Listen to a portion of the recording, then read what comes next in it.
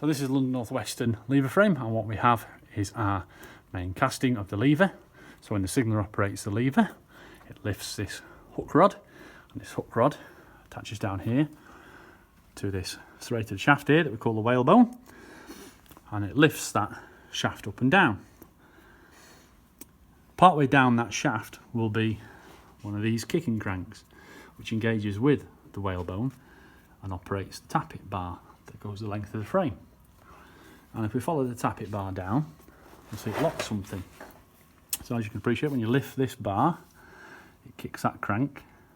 This is riveted to there, so it drives this bar. If we follow this bar along, it goes to here. And here we see on the back of this is a square block, a stud. And that's our locking die.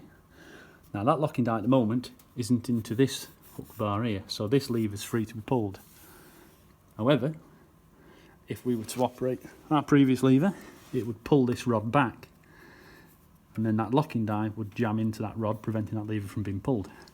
On long tappets that go the full length of the frame, they're usually drilled at the end with a return weight to help kick it back.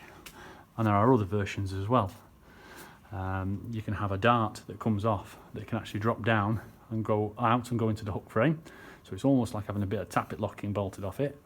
Furthermore, we also have tappet locking extended off this frame for other functions as well. And one thing to note is tappet locking is driven off these compensators.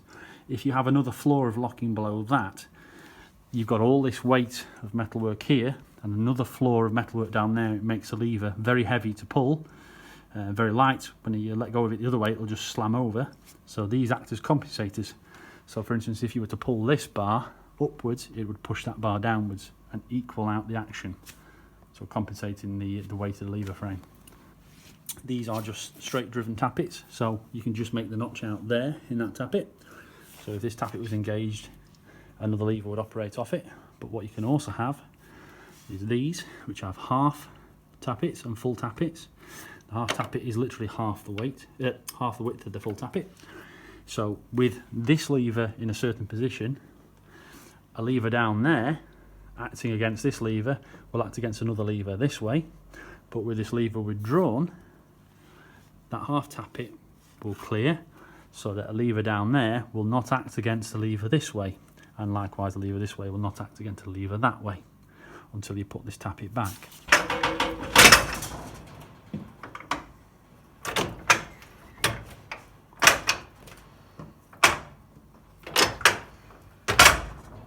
Okay.